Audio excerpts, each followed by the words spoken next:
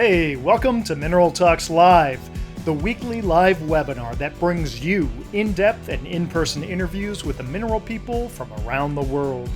Mineral Talks Live is brought to you by a joint effort among the Mineralogical and Geological Museum at Harvard University, the Society of Mineral Museum Professionals, and BlueCap Productions. Tune in every Wednesday and stay connected to your mineral world. Now, broadcasting live from beautiful Honolulu, Hawaii, the land of aloha, ukuleles, and shakas, this is Mineral Talks Live.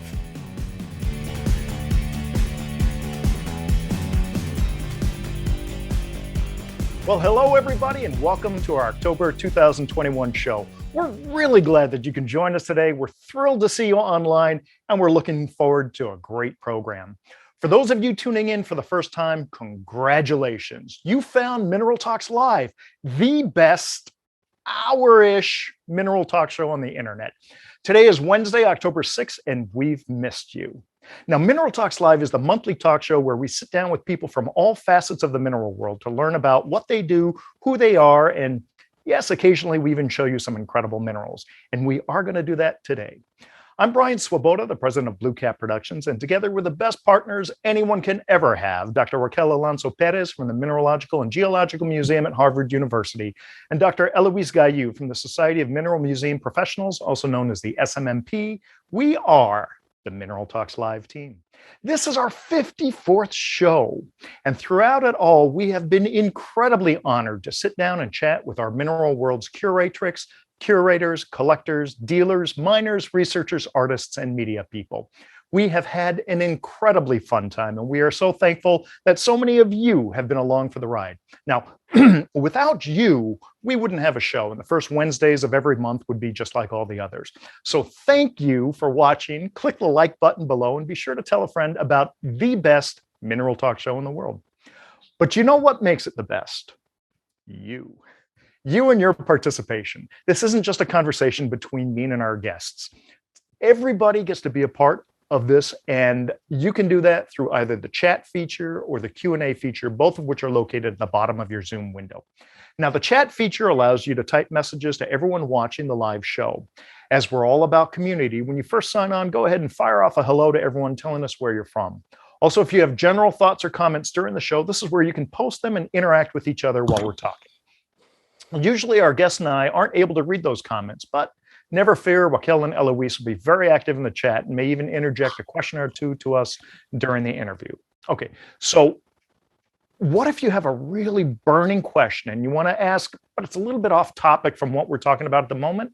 Well, in that case, go ahead and type it in the Q&A section, and we'll do our best to get to that at the end of the show. Finally, at about 40 minutes into the program, you'll see a window pop up on the screen asking a bunch of questions for our Quickfire 5 segment. This is where we'll get to see how well you know our guests. And yes, we play along too, as we're not even sure of all the answers to the questions we ask. So that's how we play. I've already done enough talking, which Raquel is happy to point out. So let's get on with the show.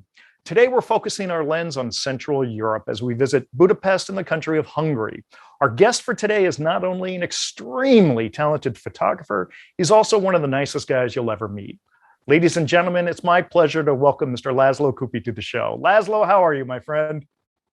Thank you very much, Brian. Hello, everyone.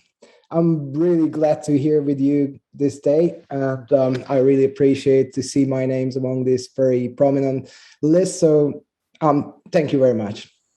You are too humble, László. How's the weather out there right now? Well, actually, I'm in Norway. You're in Norway right now? Norway, yes. The weather is actually was all off. I can take a quick look. It's beautiful outside. It's getting dark now, but we had a very good field day. And the weather was very calm and nice compared to the previous one. So yes, it's not snowing yet. Well, that's good. That's good. Now, László, I want to talk to you about two things today, photography and minerals. But before we get to that, maybe something that not a lot of people know, and you just kind of alluded to it, is that you're a working geologist. Tell us a little bit about what you do in your, quote, real job. Yes, of course. So yes, I'm an exploration geologist, means I'm working on in the field mainly on different ore mineralization, like mainly in copper, gold, and other mainly ore minerals. And this time of the year, we are here in Norway, spending 2 times 4 weeks in the field, mapping and then drilling a wonderful titanium mineralization. And I took a piece of massive titanium ore, which you probably know or recognize from its shine. It's ilmenite, it's pure ilmenite, but it's just a piece of chunk of rock. And the main mineralization is over millions of tons of this kind of ore. But mineralogically, it's not that interesting, unfortunately. Although in some pegmatite veins, I found some nice zircon crystals, and I will show you later some anorthosite piece with lovely anorthite crystals called Labradorite. So yes, I'm working in a geology business mainly. That's how I connected to the minerals as well. Now that's fantastic. So focusing on photography first, tell us about when you first picked up a camera, what camera it was, and what was it about photography where you said, I have to do more of this? Oh yeah, it's back in when I was about 12 or 13 years old. I got a camera from my grandfather. It was an analog camera called Zenit. It's a Russian camera, very massive, relatively small, and it worked with film. So it took a while to get used to it and to work out how it works. And it cost a lot for my parents to develop all the films, and most of them were out of focus, and all these flowers from side, from the top, from the bottom, and insects. And by the time I got used to it and I started to think more like a hobby, then it turned to a profession after all.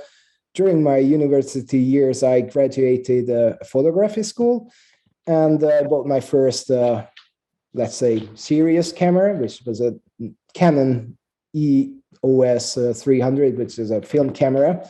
So I developed myself the films and I magnified them. It was really a fun. But after the world has turned into digital, so I had to take a step forward. And I've bought a couple of cameras and lenses till I got my choice, actually. And now I'm very happy with it. So you actually studied photography and you graduated as a photographer. What was your kind of drive? Did you think you would go into like fashion photography or landscape photography, or kind of more focus on being an artist? Unravel that a little bit for us. Yes, in the very beginning, I shoot everything. Like everyone started photography, like portraits, landscapes, flowers, animals, everything. And then there was a time when I just realized that you cannot be in everything. You just need to choose something which you can be relatively good in, and leave the rest for the photographers, for the rest of photographers, actually. And that's how minerals came into the picture, because I loved them since I was a child, actually. And I started to shoot minerals, but it came later, like 10 years ago, something like that. And okay, they were so rudimentary, like the lighting were so harsh, and the focus stacking was unknown that time, or at least I didn't know how to work. I used very basic lighting, very basic resolution on my camera. It was like a 20D at that time, like a Canon EOS 20D, which has an 8 megapixel, which is ridiculous. Sounds ridiculous these days. That was huge back then. A normal camera, yeah, exactly. It was a very expensive and a huge resolution that time. But now, when most of the phones are able to shoot in 100 megapixel, 50 megapixel, although who is into the photography a little bit knows that it's not that true. But actually, yes, if I compare my earliest photos with the resolution of the cameras and the capability of the cameras available nowadays, even in the lower section, like a very beginner or entry section, it's just a really huge step has been taken since. It's enormous. amount of technology came into available.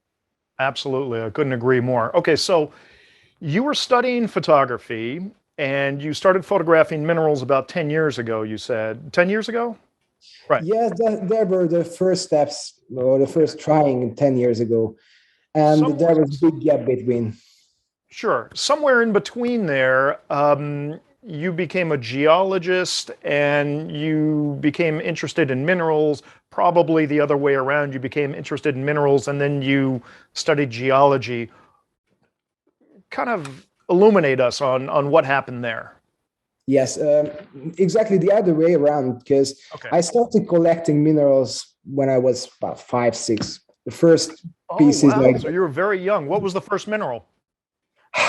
I can't really remember the very first one because my grandfather, we were talking about when we met first in Munich. Right. And my grandfather was a mineral collector and he was a miner as well. And I grew up in front of his cabinets.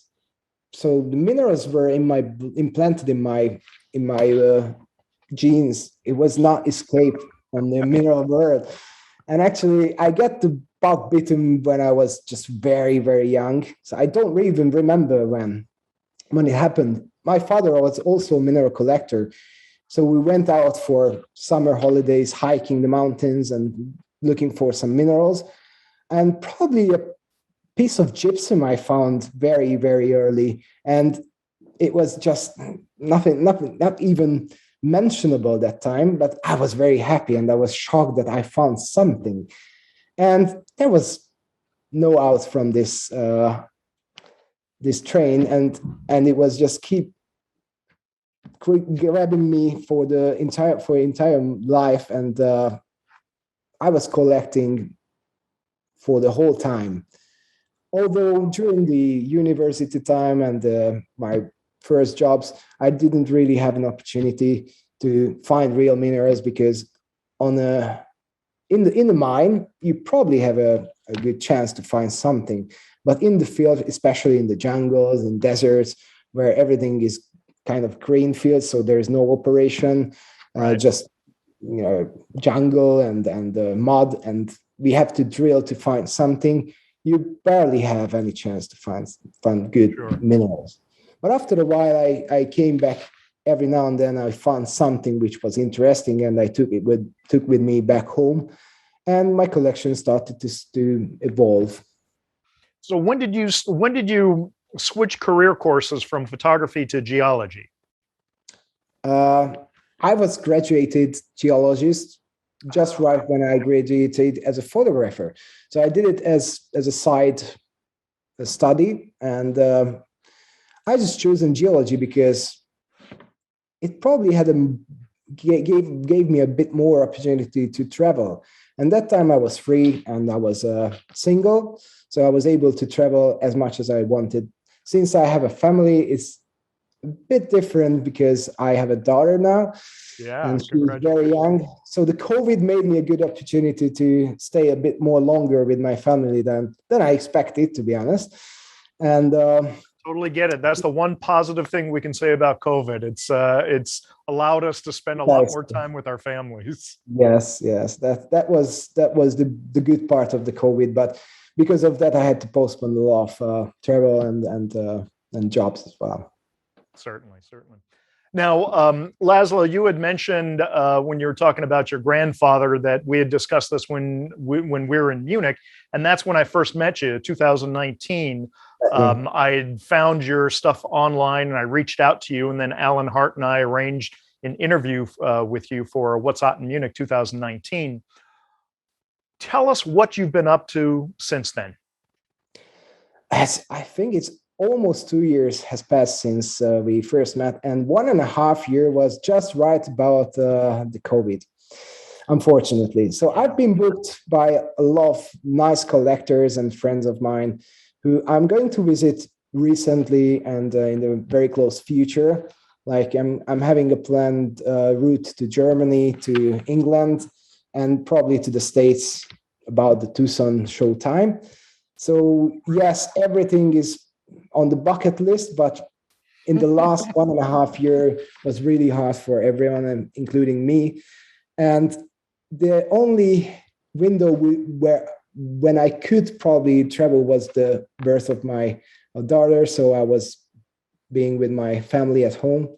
Of course. So yes, it was a hard time, but we are out of it and looking forward to a bright future.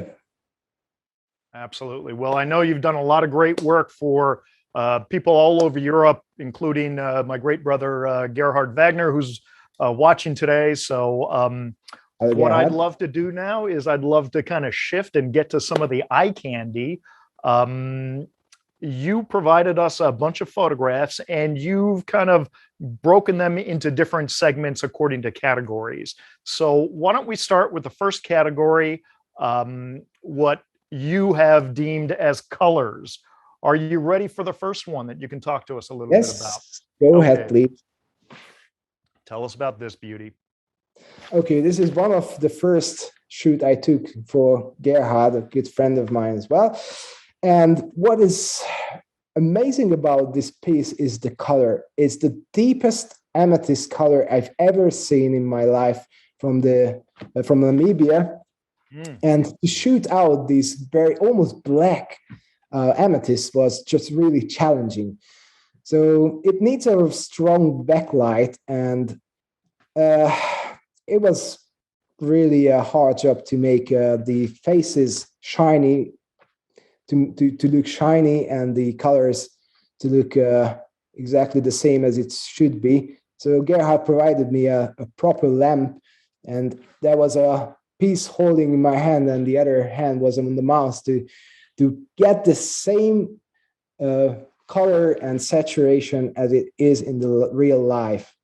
So it was really an amazing piece. I loved it. And we all know that Namibia provided Arango a lot of absolutely gorgeous amethysts, and this was probably my favorite. Now, do you use strobes or do you use continuous lighting? I actually use both, but for traveling, I set up a kind of a traveling kit, which is lightweight, not that bulky as the strobes are, because for the strobes, you need a lot of light formations, like soft boxes and like all these diffusers. So it's much better to travel without those, and I swapped into a traveling kit, which contains a very stable tripod, a motorized gear of like a rail, like an electric rail, which I'm able to do a stack shot with. Cool. Of course, my notebook, lenses, all the adapters, and of course the light and all the light formation. Sure, the light modifiers. So yes, you're working primarily in Europe. Is there the potential of you doing some work in America soon? I'm planning, actually. So I'm really keen to go to America to do some shots and probably to visit the Tucson show in the meantime. It will take at least a month to get there, and it's worth to go there for a month because I'm also planning to take a look around in Arizona and maybe to Utah. Absolutely. But yes, mainly in Europe. And I have a few clients in Germany and in also including Hungary, Slovakia, and a couple of guys who I met and who we became actually friends, because it's more about, these relations are more about trust and mutual interest. And the sending pieces is a bit tricky because I'm working from home usually, but and not only me, but the collectors are rather taking the photographers on site than sending the photos with a FedEx or any courier service. Yeah, you got to travel to them. Speaking of clients in Germany, here's a shot of a piece that of a specimen that Gerhard is very famous for. Here's a Tourmaline. Tell us about this shot. I love this. Gerhard had another shot from the other side of this piece by another very good photographer, James Elliott. And yeah, I have to tell you, Brian, that I have a couple of icons in mineral photography who I just really look up for, and he's one of them. And of course, I can grab a lot of names in this business, and including I don't want to go in details, but it is a big challenge to get into the same level and making a comparable photo to the previous photographers. Absolutely. But The bar is set very high. yes, the standards are very, very high. And I really hope that one day I will be able to get into that level, like James or Jeff, or I can make a lot of examples, but I don't want to hurt anyone to forget the name, so I just rather don't mention too many of them. Exactly. But no, yes, this has a lot of different colors and colorization, and of course the inner core is about between a pink and a red, and it was a little bit hard to get into that color, but thanks for that Gerhard's lighting, I was able to do it, and I really hope he was happy with the result. Well, I'm sure he was. Let's take another look at a Tourmaline here that is just a fantastic piece here. Yes, it's photographed for another German friend of mine. He's known as Mineral Andy, or his name is Andreas.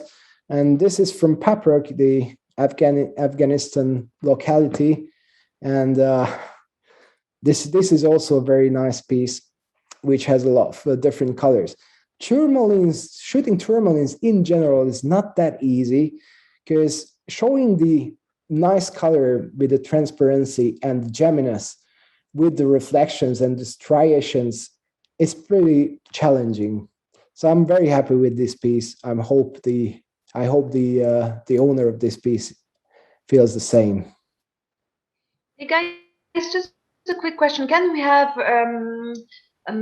dimensions or approximate dimensions on those pieces, please? I think in the description, Brian has it. I don't have those descriptions in front of me, so let's just say it's bigger than the thumbnail. It's definitely bigger. It's about 10 centimeters or 12 centimeters high, as far as I remember. Right.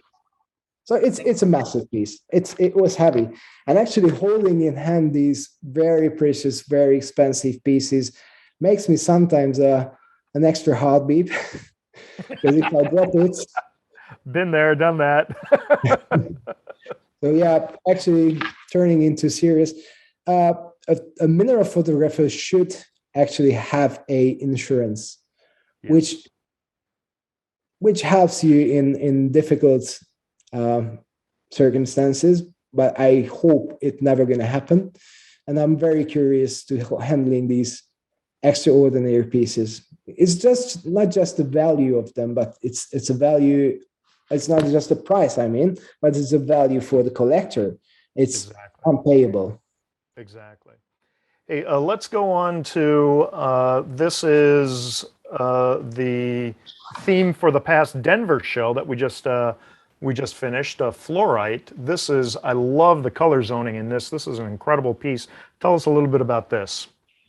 It's photographed for the same collector, Andreas, but he's sold since, and now it's an Andy Ford collection, and this is a lovely piece. What I love about is just the balance between the orange and the purple color, and it looks like burning from inside. It's like a lava. It's like not comparable with any fluorite I've ever photographed.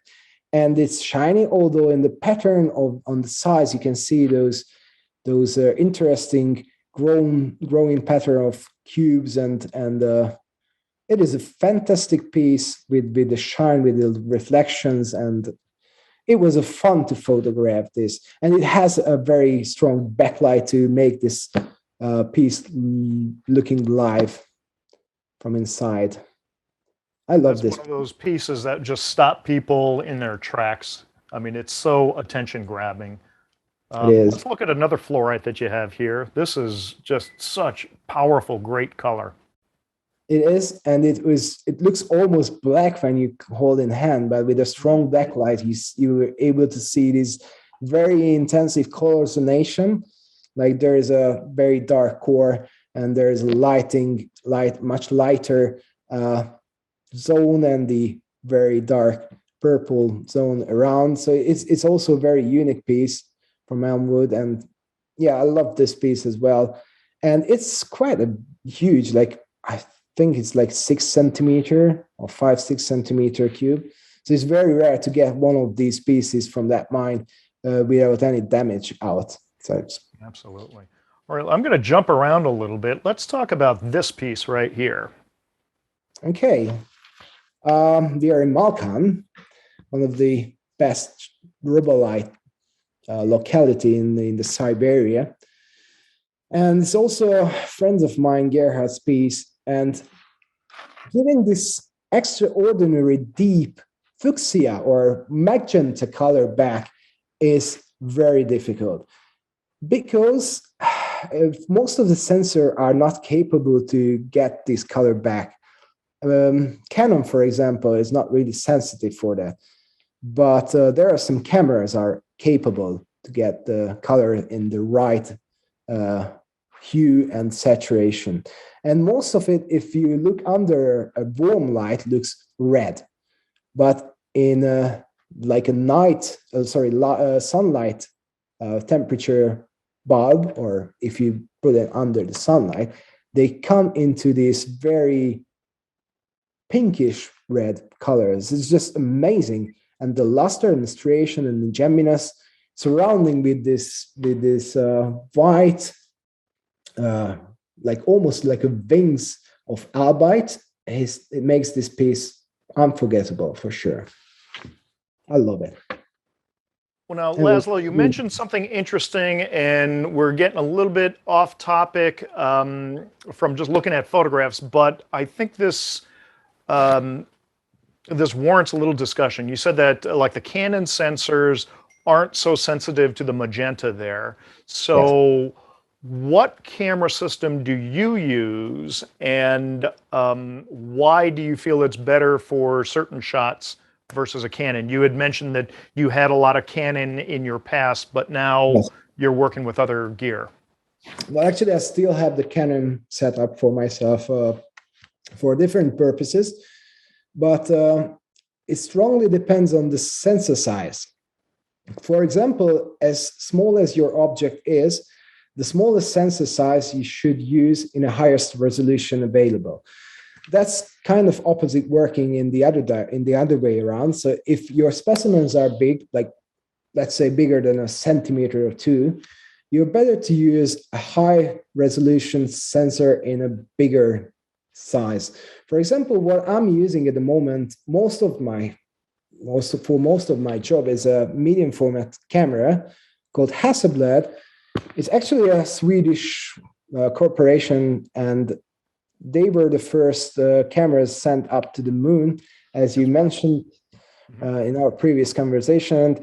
This camera is actually, it has much higher sensitivity for different colors and for light as well, because the diodes in the sensor are way much bigger. The sensor itself is about 70% bigger than a normal full frame camera, which means that you're allowed to shoot in better color details, in better details in general.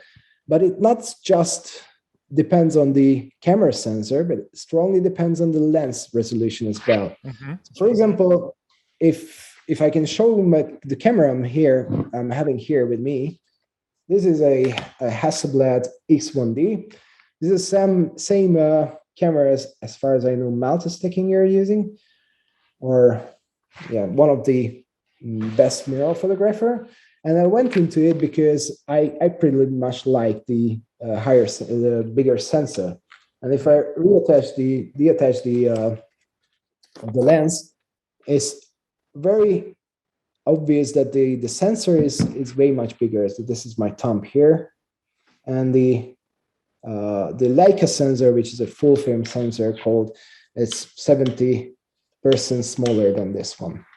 Right. So so that our viewers understand, when we talk about camera gear, typically when we're talking about DSLRs, kind of the hot word right now is full frame sensor, and that the size of that sensor is basically the size of a 35 millimeter piece of film, and so it's a much smaller sensor. When we go to Hasselblads, traditionally, and that has always been considered a small format. Then you had medium format, which was 2¼ inches. And then you have large format, which is 4x5 and 8x10 size film. And this is in the film world. Same has kind of transferred over into the digital world, where a full frame sensor is still kind of considered, if you make an analogy with the film world, that's still a small size sensor. When we go to the Hasselblad, like László's working, you have a much bigger sensor. So as László was saying, you have bigger diodes that can collect more light. You have you have higher resolution. You have greater sizes of the sensors. So it works better in terms of low light. It gives you a higher dynamic range. Exactly. Plus, the lenses are a big deal. Hasselblad is so famous for having some of the best glass on the planet. And if you look at some of the new mirrorless cameras that are coming out there, like the Canon R5 and R6, those are approaching a lot of the statistics of the Hasselblad. But what we're finding is the traditional lenses used on the cameras, like the L series lenses for the Canons, the new sensors are pushing beyond the capability of those lenses. And That's so true. the Hasselblad lenses are so fine from the very beginning that you're not running into that kind of that ceiling there. So there's so many different benefits for shooting medium format that we're starting to see some of it here, going back to this image where, László, it sounds like, correct me if I'm wrong, you shot this with the Hasselblad. I think so, yes. Okay. And so it was the Hasselblad. I'm still using my Canon, but most of the time I'm using the Hasselblad. Okay, yeah. Terrific. So sorry for that kind of technical divergent, but I think it was important. Let's go on to look at some more minerals. I've seen these in person. I love this set. Tell us about this. Oh, the Jackson 5. If someone have ever seen this collection, knows that means. And this is a very unique set of tourmalines from Paprock mine. And I barely shoot anything on display on a basis, but I made an exception based on what we discussed with Gerhard, because these are like a handmade, I think it was made by a dentist from Pakistan or Afghanistan, made these unique, I think silver stands for these this group of minerals coming from the one pocket. And they are just gorgeous. I've seen very similar tourmalines from Paprock, but the set of this is very unique. And now I'm not using glass anymore because it gives a double reflection if you see the reflections on the bottom. But that was the time when I used glass for some reasons. And but although I did it, I'm very happy with the results, because this very intensive green and paired with the pinkish core gives us a very, very nice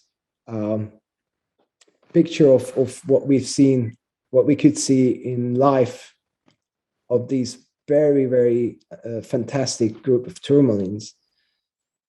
I love them. László, I'm sorry, I lost audio for a second. So until that comes back, I'm assuming you can hear me. Let's go on to the micro section and talk to us about this. I'm not sure if you can hear me now. Okay, I can hear you now. Yeah, sorry. We can hear you, László. It was on my side. So probably, yeah, macro shooting, or micro actually, because we are under sometimes a millimeter frame width. And actually, this requires a total different setup, total different lenses, cameras, and as I mentioned before, as the piece is getting bigger, you're probably getting better with a bigger sensor. But for the macro or micro shoots, where you have sometimes an object under a millimeter, you have to use a much smaller sensor, but with a high resolution. Why is that? Because the object what you're shooting should go into the sensor as the same size as the sensor it is, or even a bit smaller, to get the same image what you require. And of course, the images are usually cropped a little bit, but they are very, very, very small. So for example, this piece, I think it's not more than a 2 millimeter, or even less than 2 millimeter in the picture frame width. So it means that the crystal is 1.5 millimeter or so. I'm not sure exactly. But I probably mentioned the stacking photography before, which means that if you use a lens, a macro lens or micro lens, which are actually taken from a microscope direct for this purpose, is very, very shallow, like a sharp, like a knife shallow or a blade shallow. And to get this relatively large depth of field or very wide depth of field, you have to take a lot of shots and stitching together with a special software. Right. And to get that, you have to take a lot of steps. Like, for example, in a normal size, like 10, 15 centimeters piece of mineral, I usually take 10, 15, 20 shots.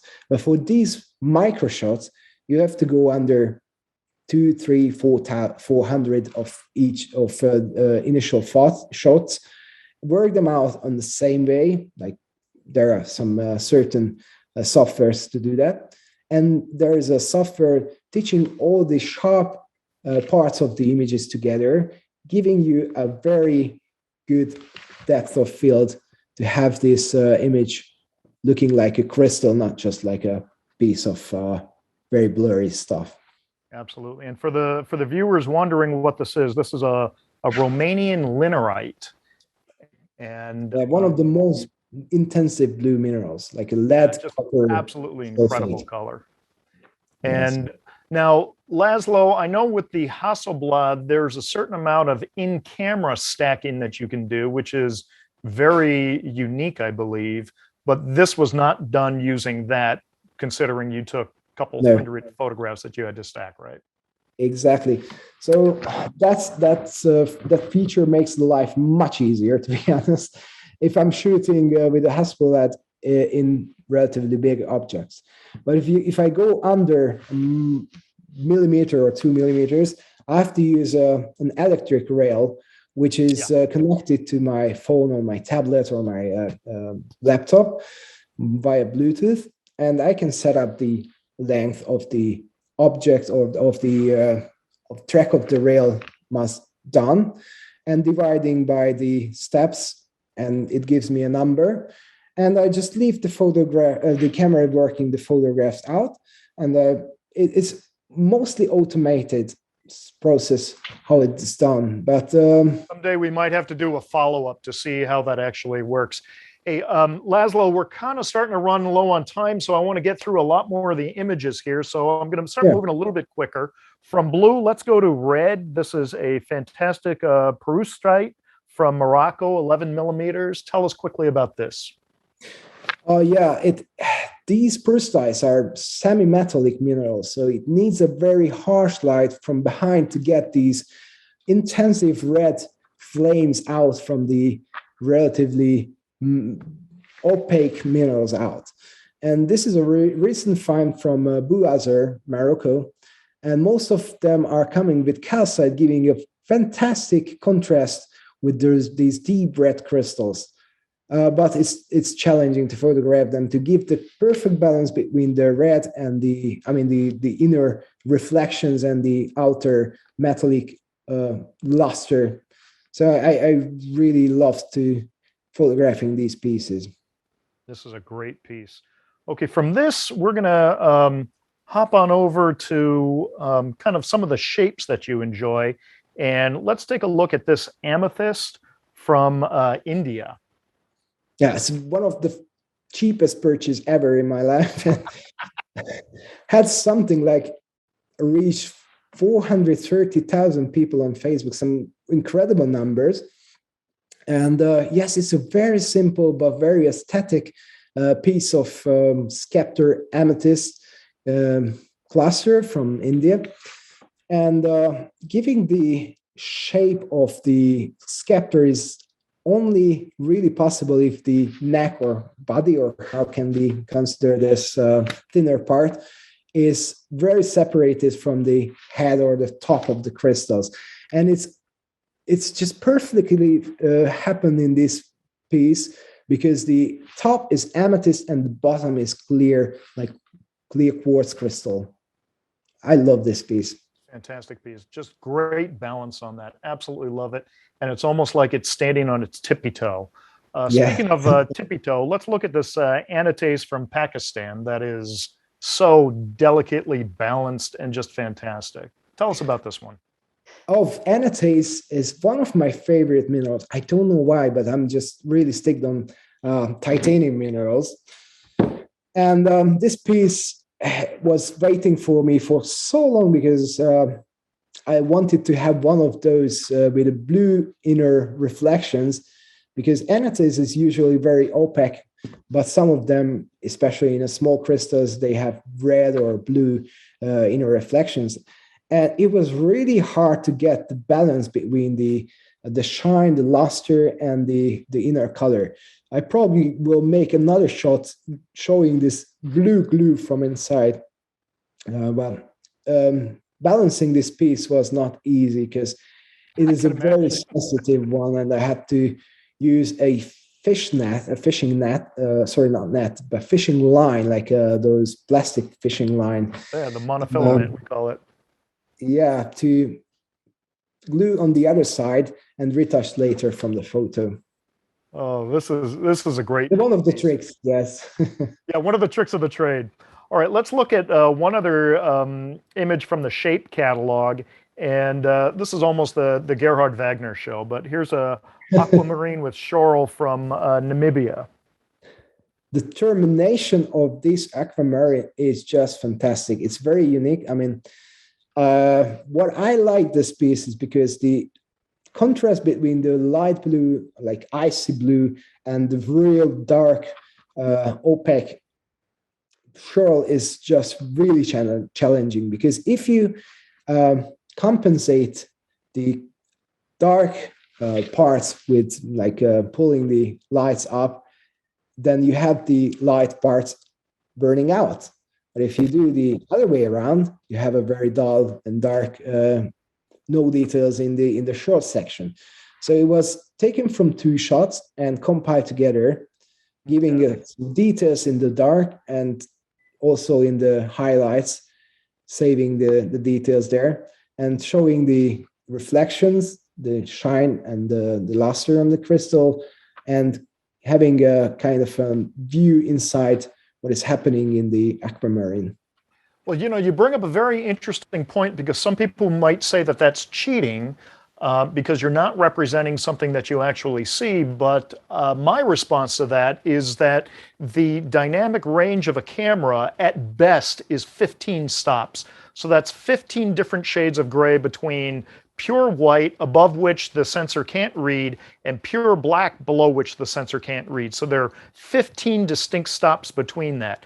The dynamic range of a human eye is vastly more than that. I don't know what the exact number is, but I would say it's in the range of 1,000 stops, probably more. Maybe there's probably not that much, but yes, and your eyes are able to get the right transition between the shades. Yeah. So you can see the transitions more. So it's not, the photograph is actually more closely representing what the eye would see if you were actually there in person. So for those people who are saying, oh, that's pure Photoshop fake manipulation, I would ask them to consider this other perspective when they comment.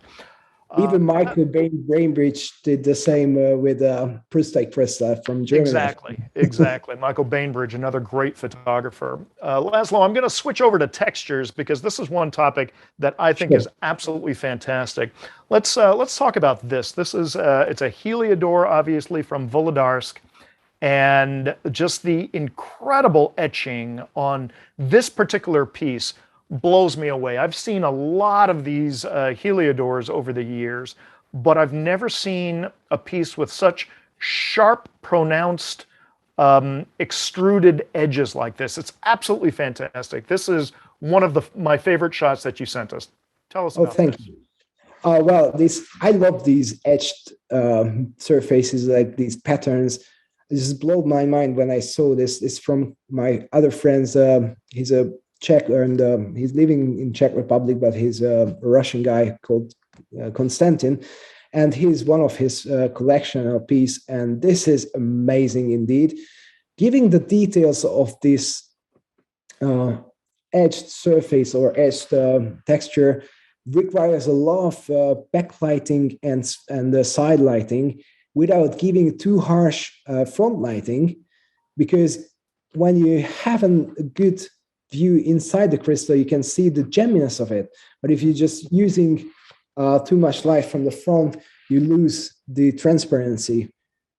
Although it's not really difficult to shoot these kind of crystals because they have a lot of reflectional surface, which can give the texture back perfectly, and the colors, of course. It's very typical color for this Volodarsk piece. It is such a wonderful piece. From there, I want to go to another texture image. This is an incredible piece. We're going to see the texture, a close-up shot of this in one moment. But before we take a look at the close-up shot of the texture of this, I want to point out this is a very large piece of gold. This is a Romanian centimeters, I think. This is incredible. Yeah, this is from an old collection. No, I hadn't corrected the first.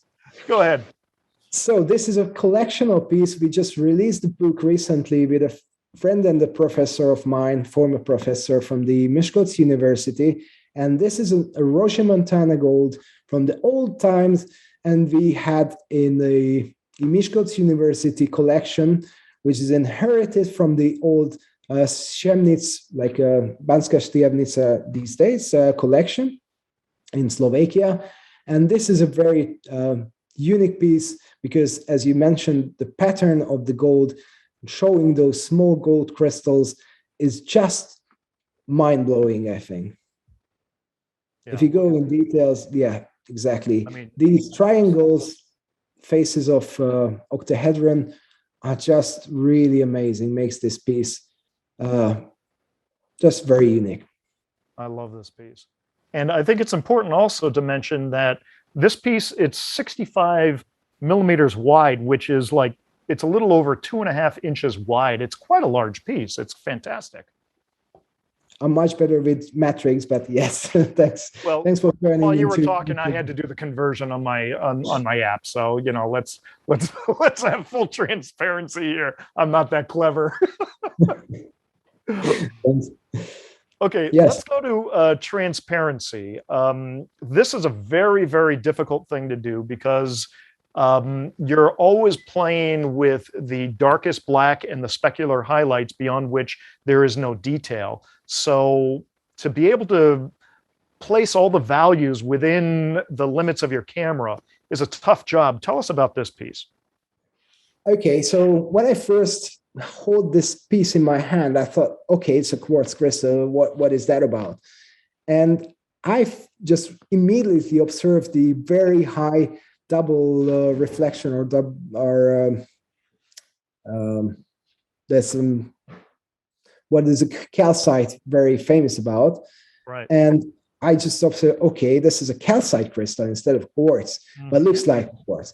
And it's very transparent, like Icelandic spath, which is a optical variety of calcite. So it is really, really transparent. And the hardest part of the job is to give any form to the transparent minerals, including these calcite crystals. And you have to find a perfect balance of highlights and the reflections with the transparency. It wasn't that easy because, as I said, the optical features of the calcite gives you a kind of a double reflection or like a doubling effect, exactly, which makes the life pretty hard. So that's why it has some like looks a bit like a unsharp image, but it's very sharp. Just this feature, it almost tricks the eye into thinking that it's not in focus. Yes, exactly. And this piece is from China, and that's 53 millimeters high. And again, cheating and using my little conversion app that tells me it's just a little bit over 2 inches high. Yes. Okay, and to be honest, just left a little shine on the right side to give you a little, yes, that's it, because the calcite breaks the light beam into colors, just like the prism, and works like a prism. And I never used to do this, giving a harsh light, but I made an exception with this piece to give this little starry effect on this side. I look at that as the calcite winking at us. So great. Yes. Okay, let's take a look at this quartz, this Italian quartz. Tell us about this. Okay, this is a piece of from my collection. I was struggling to get the best angle from this. It's from Carrara, and this locality is very famous of its absolutely transparent, perfectly optical clear quartz crystals sitting in marbles cavities. And even the bottom and the top of the crystals is perfect, no even a crack or nothing in it. But because of the background, the marbles texture is like very sugary, very harsh. It was really hard to find a good angle to get the transparency and the shiny surfaces, like the perfectly lustrous surfaces of the quartz crystal shown on the same picture. So I tried to make from different angle. Like the next photograph is from the same pieces. Yes, exactly. So I found this one is slightly better, although it doesn't show that black transparency, which shows you the clearness of the crystal. But the shape of the crystal and the balance of the piece is much better shown in this picture, in my opinion, but changed my mind. Well, no, I think, László, that you're right on. The symmetry of the quartz, the top part of it versus the bottom part is so apparent here. And technically, I believe this is the harder photograph to shoot, because here you have the quartz and you have the black background. So a lot of it drops out and you're not worried too much about overexposure, except maybe where the quartz is attached to the marble there. But here, the specular highlights are so close to being blown out. You maybe have a little bit of, complete blowout in there, but that's totally acceptable. And the fact that you have, some gray shades right in the middle there, technically, I think this is a much more difficult photograph, and I really, really love this one. Can't agree more. Thank you very much, Brian. Yes, I like to keep some details in the shots, but sometimes a bit overexposure gives you a little bit better impression of the clearness of the luster of the crystal. Absolutely. All right, we're gonna launch the poll because we're coming close to the top of the hour. László, you can close that screen. You're not supposed to read that, and I can see that little Cheshire cat grin on your face. So just close the poll. Let's go on to this one. We're still in the same Carrara quarry in Italy, and yes, I love the aesthetics of this shot and the balance. So in comparison with the previous piece, this is a much easier shot, because although there was only one angle where I could see this perfect transparency with a lot of luster on the sides, on top of the crystal, but actually this was way much better shot. It was just a comparison that sometimes the nature does the job, what you don't have to have a chance when you have a kind of piece like the previous one. So there's this also very transparent, also the same mineral, the same locality, everything's the same. Like even the overexposed or overexposed top faces are the same, but just the overall balance and the aesthetic of this piece for me is very much better. I think it's great. And, you know, when people say overexposure, I think sometimes think of it almost as a mistake, and it's not a mistake at all. When you go into that pure white, that very often it's a design choice, and it's perfectly acceptable to have areas of your photograph that are blown out because there is no texture in it, and it's fine. But that being said, even though from afar it looks blown out, when you zoom in, you actually still have texture in those top faces. And, you know, that's one of those attentions to detail that really kind of separates the neophyte photographers from the people who have been doing this for a while. And again, kudos to you, László. Great job, man. Thank you. Yeah, I'm very happy to zoom into these photos because otherwise you just can't really observe the details. And the high resolution photography is all about details. If you see something on the social media, like on my website or Instagram or Facebook page, you're just not able to see these details, unfortunately. But in a print or in a high magnification, you're able to. And that makes, I think, also the difference. Absolutely. Okay, I'm going to skip a couple shots because we are kind of at the end of the show, and that's why I always call this an hour-ish interview, because we're going to go a little bit over, but I want to talk about this stuff, so let's talk about this. Tell us about this piece, and we're in the ultraviolet section now, so tell us about this piece, and then we'll go on to the version of this shot under UV. This is a selenite from Hungary, from your home country. Yes, this is from the same locality as I started to do any mineral collecting, but that time I found very much worse pieces. And this came recently, and I just found, actually a friend of mine showed that these selenite crystals have the perfect hourglass shape UV reactive zone in the center of the crystals.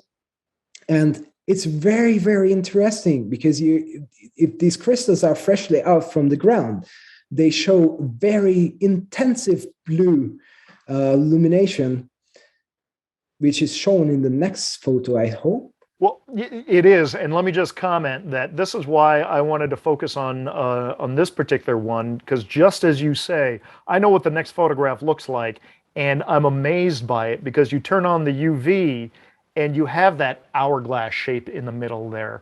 And it's not just a change of color of the mineral fluorescing.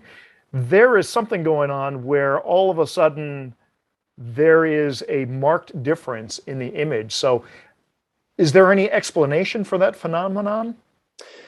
We are just working out. And it's definitely something with the inclusions, mostly organic inclusions, because they are changing with the time. When you're just freshly out from the ground, they are blue, and by time they're turning yellow or white and yellow later. So I have some crystals found like over 10 years ago, and they are just almost yellowish, glowing yellowish. And they also have phosphorescence. So after the irradiation of UV disappears, they keep glowing like greenish yellow. So there's something about organic inclusions inside the crystal in a very specific orientation. This is so cool. I dig this so much. All right, I'm going to jump to some of the new files that you just sent me yesterday. And the first one is this fantastic tourmaline. Tell us about this. Yeah, sorry if someone has already seen on my... I did notice that was on your Facebook today. So yes, it was a kind of a surprise. I just got this back from the lab very recently. And this is a relatively new find from Morocco. reminds me very much from the Albert kind of tourmalines, albarites, and they are also from very similar geological environments or circumstances. And the very small transparent or translucent top bit on the top makes this really remarkable, this piece really remarkable. And this golden, shiny zone just under the top is it became one of my very favorite piece since the time I've get seen first. So yes, this is the latest acquisition in my collection. Well, you remember when we were talking yesterday, when we were looking at these images, to me, the thing that jumped out is I love that clear band of tourmaline right at the close to the terminations of each one of those crystals. And I don't know if you posted this photograph on Facebook. I know you posted this one. This one, the other one is probably on the Instagram. Okay. But to zoom in and to see that transition, first of all, as you said, that kind of very warm yellow orangish transitional zone right there where it goes into that color. And then on every single one, you've got different bands, but then you have that perfectly clear band. I think that's absolutely fascinating. I love it. That is so cool. Another thing that you could probably observe is the relatively shallow depth of field. It's just taken from one photo, so it's not a stitched or stacked photo. I try to go down in aperture like 36. I think that was the so that was a pretty small narrowest aperture on the Hasselblad. And what I've seen on my Canon, like under f9 or f10, some kind of distortion start to appear. And with the Hasselblad, we don't need to worry about this phenomena. It doesn't give you any diffraction. It just absolutely. Plus, you have some, you have issues of chromatic aberration a lot more with the smaller censored cameras, and that's where you have kind of colored noise in between the transitional zones between the light and the dark, and you tend to have a lot less of that with the larger format digital cameros. So, and it's something more about the lenses, but yes, exactly. It's not much to do actually. It's not a big deal because with a lot of softwares you can deal with it, but it's much better to live without it for sure. Exactly. Okay, let's go to another one that you sent me here. This is a great piece. This is absolutely fantastic. Tell us about this piece. This is from a friend of mine, László Kupi's collection. It's a nice Uchichakwa. Am I pronouncing right? It's very hard to say. Yes, it is correct. You did it great. From Peru. And what makes this piece amazing is the really harsh contrast between some kind of raspberry red rhodochrosite with the velvet black background. And the crystal pops up perfectly. And actually, with the purpose, I made the background so dark and less detail. I left less details and didn't pull up so much to make the crystal popping out even more. I mean, right there, that close-up shot. I mean, it really. I think the contrast between the very vivid color of the rhodochrosite against the matrix there, which is so dark, and you can actually see some of the color from the rhodochrosite reflecting off the shiny surface of the matrix there, just really makes that an incredible shot. I mean, fantastic. Thank you. Okay, I've saved this one for last because this, as I understand, is actually a self-collected piece. Yes, it's not everybody have seen a lot of Labradorites in their life. I bet. Most of them are Polish though. And when I came here in Norway, where I'm working at the moment, I didn't expect to find anything interesting. But there was a small quarry next to a place where we were drilling, and I had to wait till we get the end of the hole, and I had about 1.5 to 2 hours left. So I visited that quarry and found amazing pieces of Labradorite, like a special iridescent variation of anorthite, which is included in the anorthosite, the rock itself. It's a very basic rock, and they give you a very harsh and very strong iridescent color of blue and greenish blue, with a very nice zonation of showing the crystal growth and the crystal shape. So I was very glad to have this and photographed as a self-collected piece. I was really wondered to find those Labradorites. That's fantastic. I love self-collected pieces, and that's pretty much why I saved that one for last. And you had some other self-collected ones, and we just don't have time to get to all the photographs.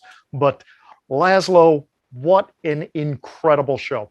We are past our hour mark, which is typical. So right now, it's time for the quick fire 5 questions. Are you ready, László?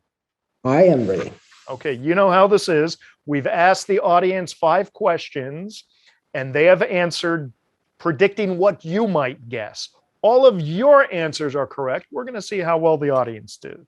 Okay, so go ahead. You're going to just respond immediately. Whichever one resonates most strongly with you. Are you ready? Yes, please. Question number 1: summer by the beach or by the mountains? Is there a question for geologists? Of course, mountains. True enough. Okay. Veggies. Do you like your veggies pickled or fried?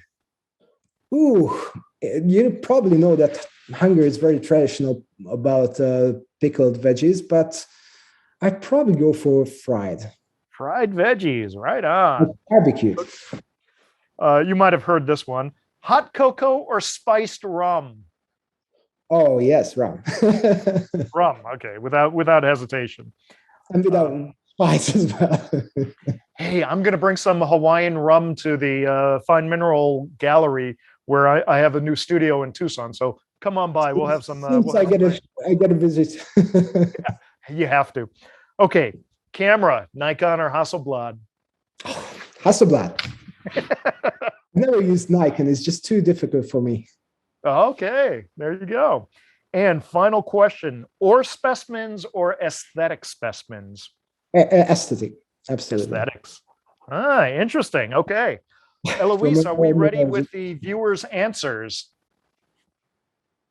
Yes, we are. I'm wondering if Raquel wants to do it. I was wondering if the lights went out at Eloise's house, but there she is. Yeah, I guess I do that, then you do the questions. Okay. All right. Question number 1: summer by the beach or by the mountains? László chose by the mountains. What did our viewers say? By the mountains, 75%. By the mountains. Ding, ding, ding, ding.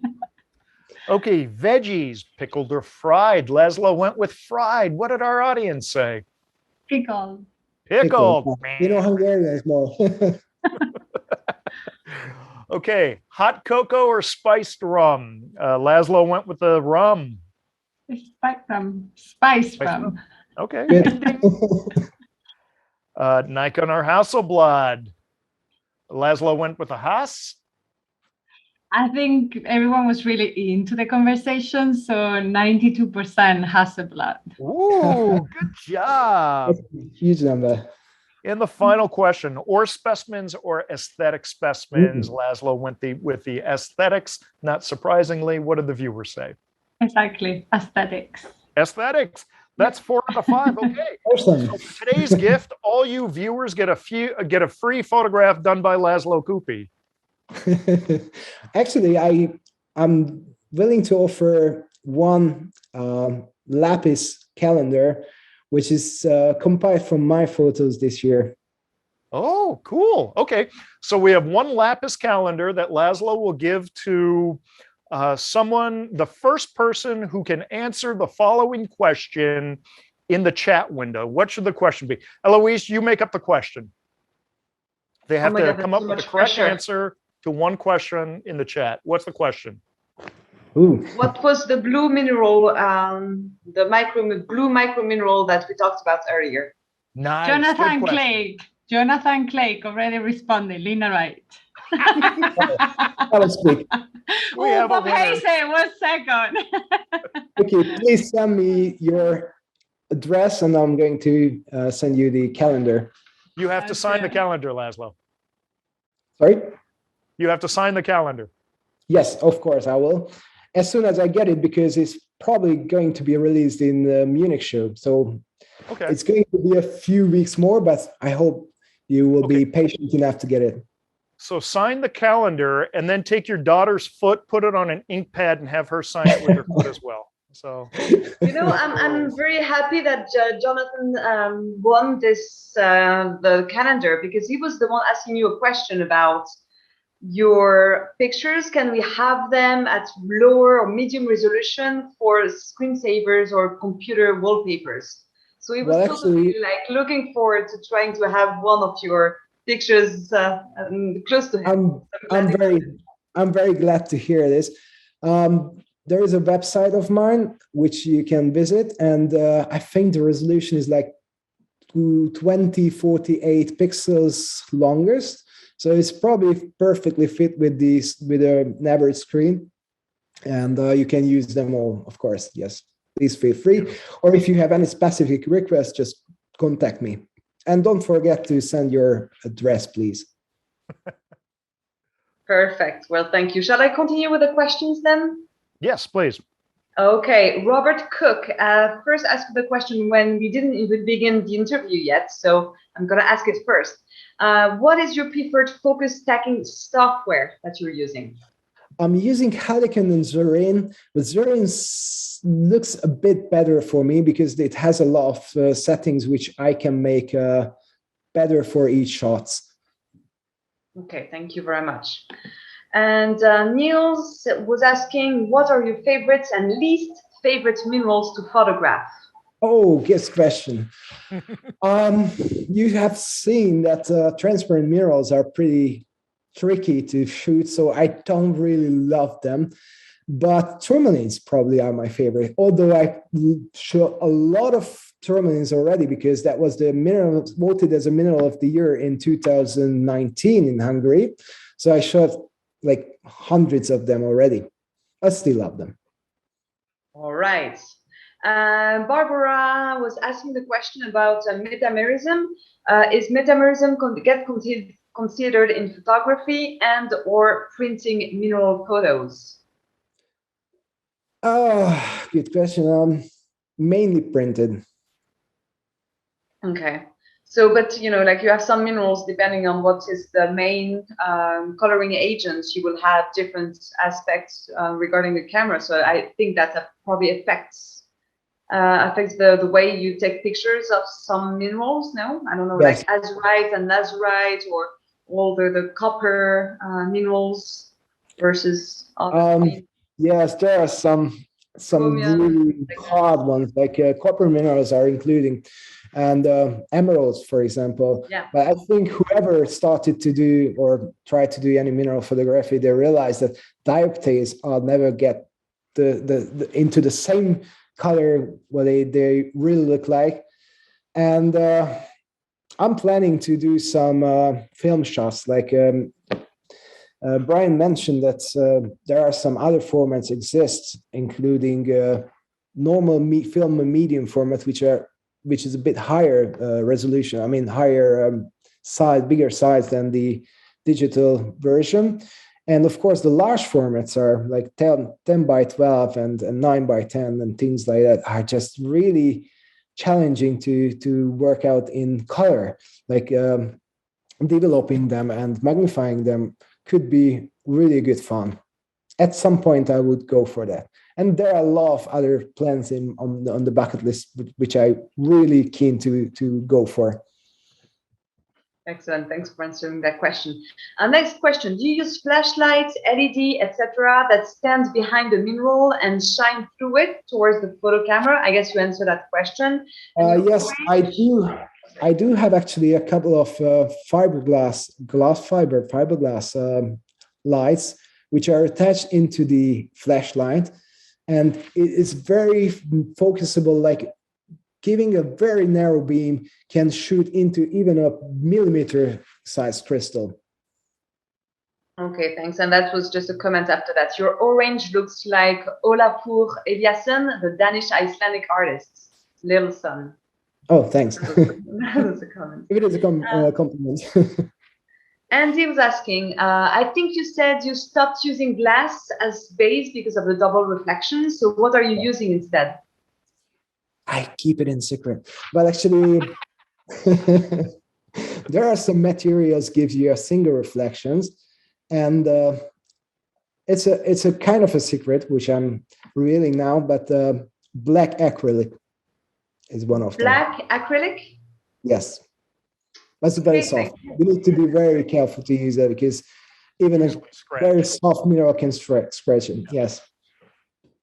And last question in the Q&A, what is the best way to photograph metallic minerals, is asking Anna. Oh, yeah, very good question.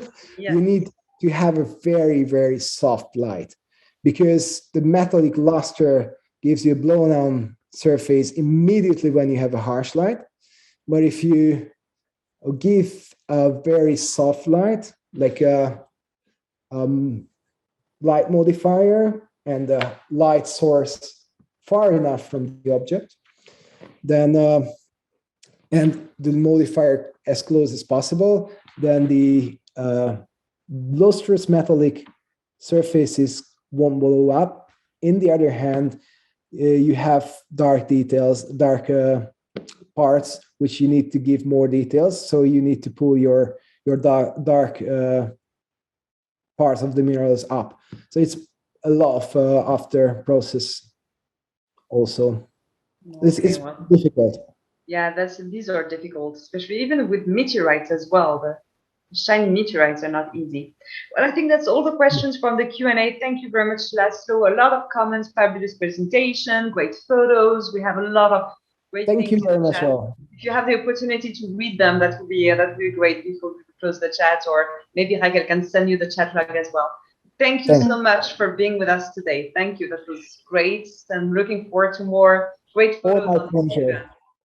I really enjoyed the show. Thank you very much. László, if you don't mind, there is one more question. Someone was asking, you talk about insurance.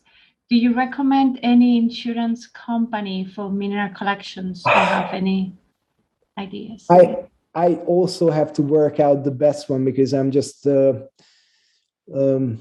kind of started to look after the best ones, but it's pretty hard.